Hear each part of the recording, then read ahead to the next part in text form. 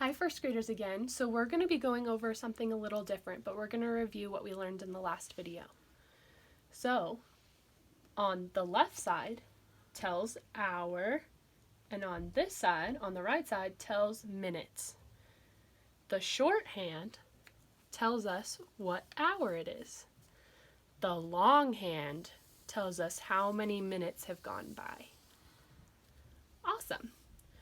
So, and remember, this is an analog clock.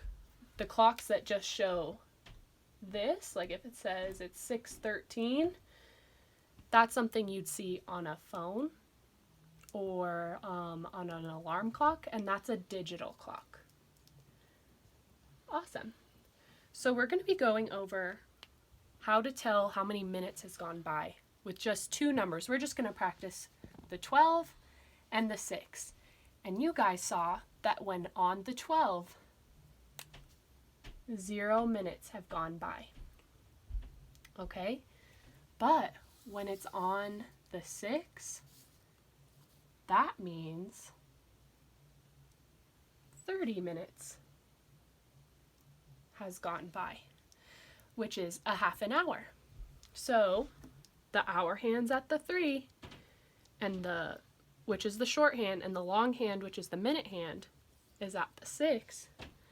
So that means it is 3:30.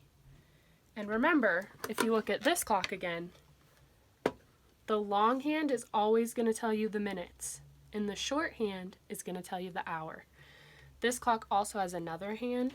It tells you the seconds, but we don't have to worry about that right now.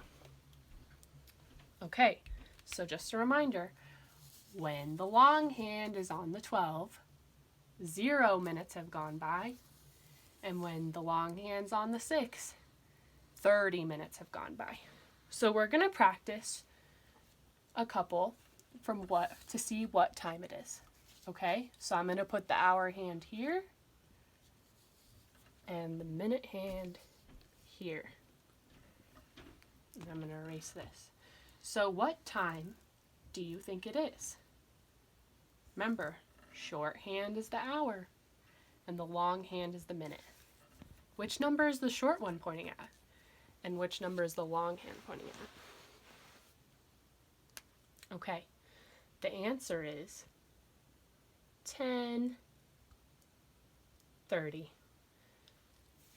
The shorthand is pointing at the 10, which tells us the hour, and the long hand is telling us the minutes.